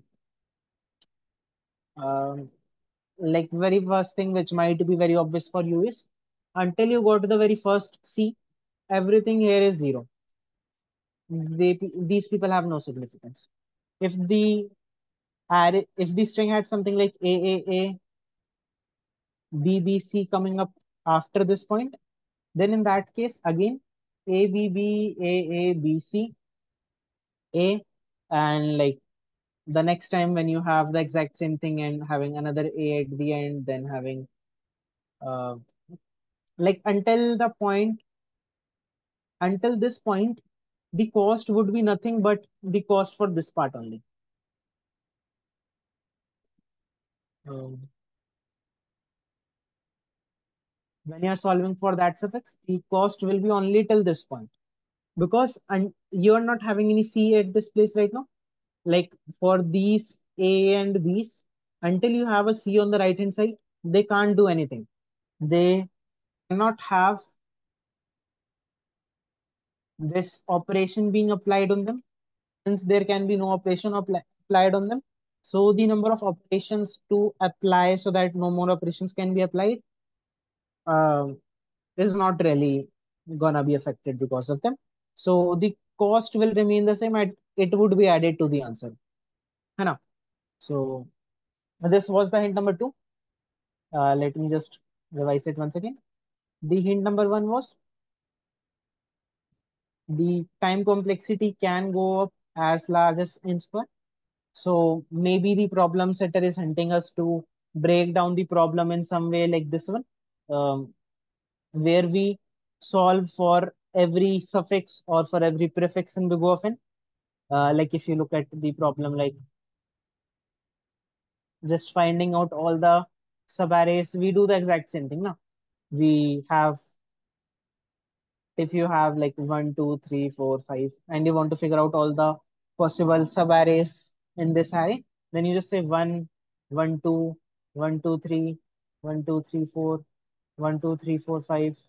After which, like once you are done with this problem, then you say that, hey, now I will figure out all the subarrays, like all the prefixes in this suffix, and you just check out for all of those subarrays and like so on, है ना?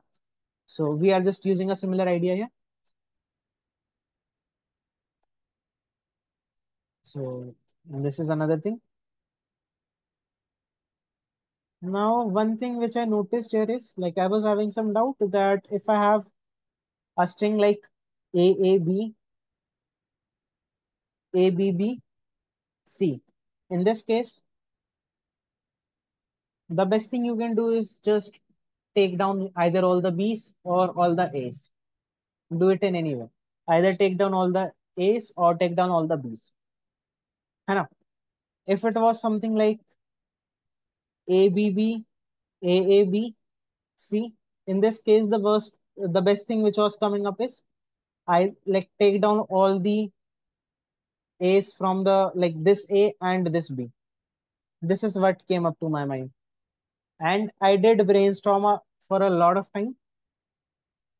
Wasted a lot of time during the contest. And this thing clicked up in my mind a lot late that whatever string I had, it was having some A's, some B's. And if there is a C here, like first of all, you don't really care about all the C's which are coming in between. You only care about the last C, after which you are like the last occurrence of C, so that because only these if a C is coming here, then all these people can actually form subsequences of ABC. है ना? If there is any C in between, it has no significance. Even removing it was fine. So if you talk about something like this, if you are having a subsequence, if you are having a string like this, then the thing which came up to my mind a lot late was once you are done with removing some elements, let's say you removed some A's and you removed some B's, at the end of the day, since there should be no subsequence ABC possible, what it means is on the left hand side of the last occurrence of C so far, there should be a point on the left of which you have only B's, you don't have any A, and on the right you should have only A, you should not have any B. So that this thing is not possible. Having a subsequence of ABC will not be possible. है ना? If you are not having any, like on the left hand side, you might have some B's, you might not have any B. On the right hand side, you might have some A's, you might not have any A. But it should not happen that on the left hand side there is an A, on the right hand side there is a B. This thing should not happen. So the thing is, for all the possible indices, if you want that this should be a place where on the left hand side you only have B's and on the right hand side you only have A's, um, the number of operations you will have to apply so that no more operations can be applied is going to be equal to the count of B in, like if you call this as L, you call this thing as IDX, and you call this index as R, then the count of B in the range from L to IDX. This does not include IDX, by the way, plus count of A's, sorry, the count of A's in the left hand side and the count of B in the right hand side. है ना? You will have to delete all of these elements.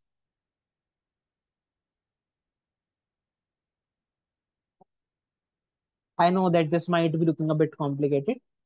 Um, it took me a lot of time to notice this thing, or at least come up to this formula and proving it for myself. Like it took me quite a lot of time to prove that there is gonna be no better solution than this. And I'm not in a state to explain the proof because uh, I was like not having a very concrete proof myself. So I do recommend to look at the editorial for this problem also, if in case you are not able to solve it on your own. editorial. Like even after looking at the hints, if you're not able to solve it, then look at the editorial. For now, I'm giving you some solid hints. So this was a very big hint for me that for any place, the cost will be nothing but the number of A's on the left and the number of B's on the right. I will have to delete all of them. So this was coming up to be the cost. And then I realized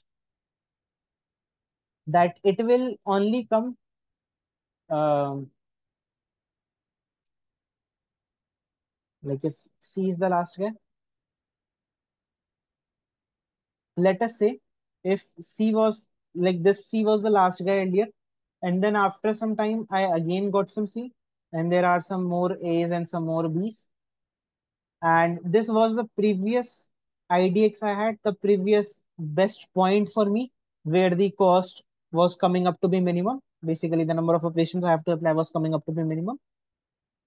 Then now the cost for this A, like in this range, the number of A's would still remain the same, but now my R is shifted, so the number of B's could have increased.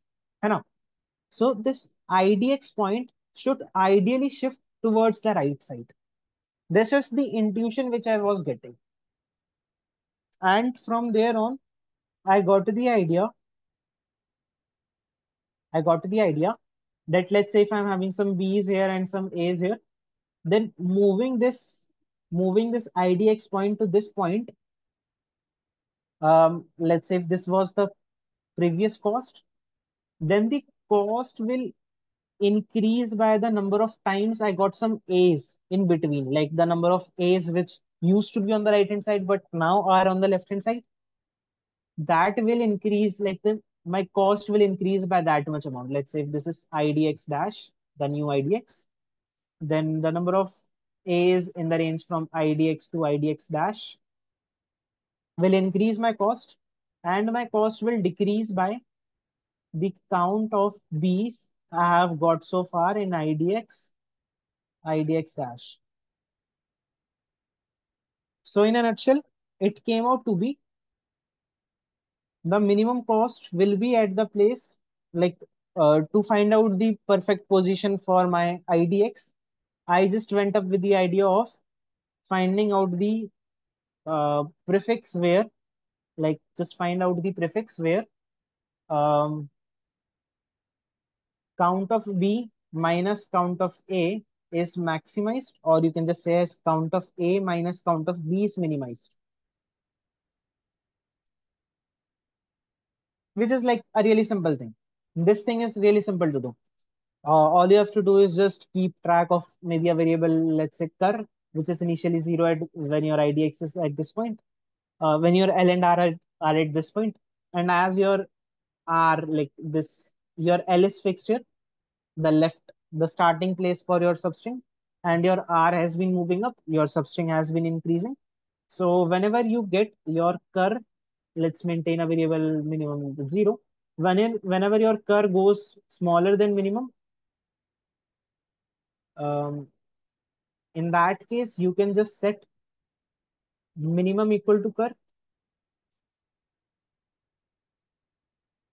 and IDX equal to R, or R like R plus one, like whatever it comes up in according to your implementation. You can just set it in that way. So let me do a dry run if it is possible. Though I did not do any dry run while solving the problems in contest. Let's have the case. Maybe let's have the case of ABB, AABC.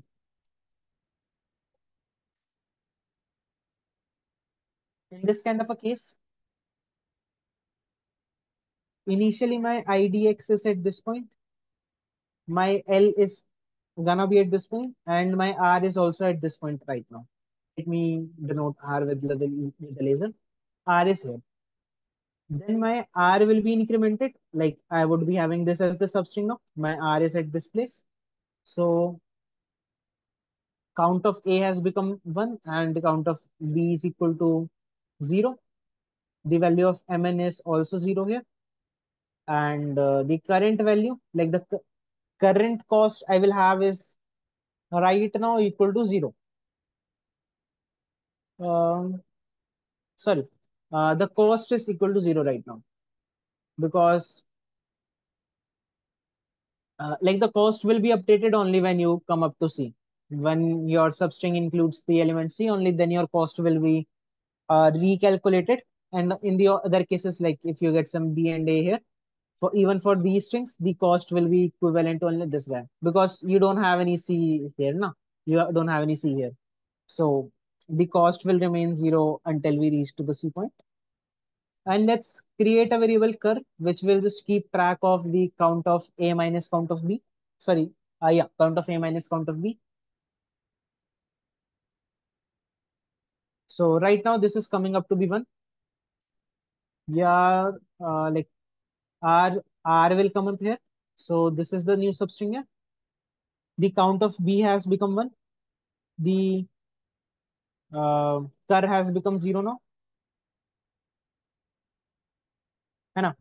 Now when you come up to this place, uh, by the way, if you just look at it, if you had a C here, or maybe just leave the part of C. When you come up to this point, your R come up to this point. So you're having this as your substring now.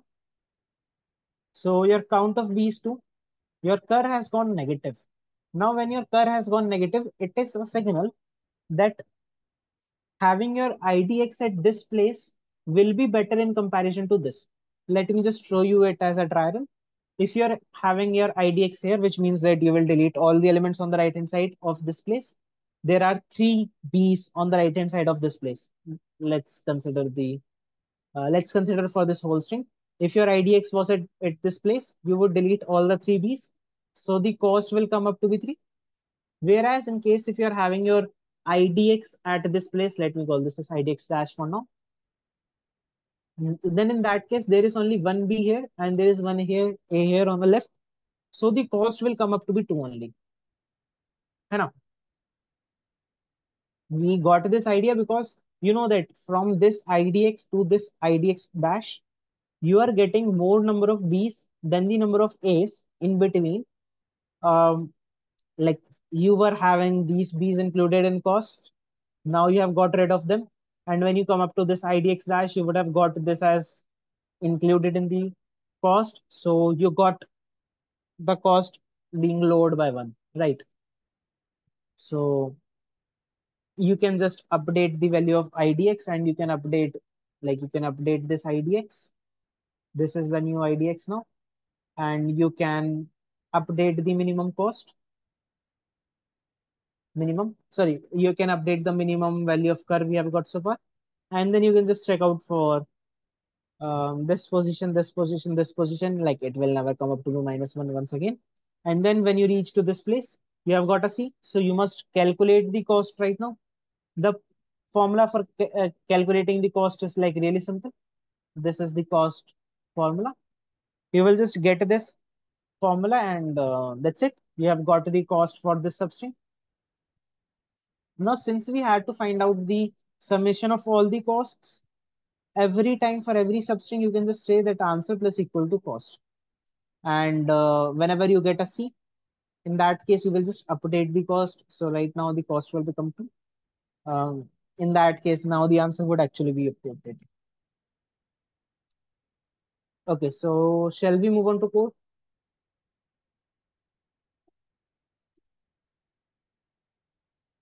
Let's move on. Okay, great. So like what I did is, first of all, I took the inputs. Then I created a prefix. I created 2 prefix summaries so that I can find out the number of, like I created 2 prefix summaries and these 2 functions so that I can just call these functions and get the number of A's or the number of B's in some range L to R. Fine. Obviously, there can be better ways of like cleaner ways of writing this code, shorter code. But during the contest, I just wanted to write code fast, so I wrote repetitive code. And here I wrote a function to just update the cost, it will take up the left and right index, like the substring basically.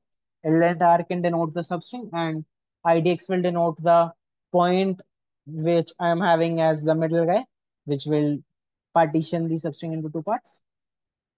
And here, this is the loop for breaking the problem into n parts. For every starting point, I will have a minimum cost, sorry, minimum value of count of A minus count of B. IDX is initialized with L, and the current value is initially zero, since the count of A and B are both zero initially. And the cost is initialized to be zero as well, because there are no elements right now. There is even C not present in the substring initially. Then for each and every element in the substring, if I get an A, I increase the cost. If I get a B, I decrease. Sorry, if I get an A, I increase cur. If I get B, I decrease cur. If cur goes below mn, then in that case, I just update the value of idx and set mn to be minimum of cur. Now, don't ask me that why am I updating idx to be r plus 1. This is something dependent upon my implementation. Like if I'm having idx being updated as r plus 1, this is why I'm having get a from L to idx minus 1 and from idx to r. No, if you write it as idx equal to r, then you might have things in a bit different way. Just go up in any way you want. And here, in case if the current element is C, in that case, I'm just recalculating the cost, and then I'm just incrementing the cost till now again and again to the answer, and then at the end I'm printing the answer. So I hope that this makes sense. Shall we conclude this meeting? Okay, very well. Let me stop the recording. And for those who have been watching this video on YouTube, you people, like, thank you for watching till now, first of all. And you can consider liking the video and subscribing to the channel. And thank you for watching.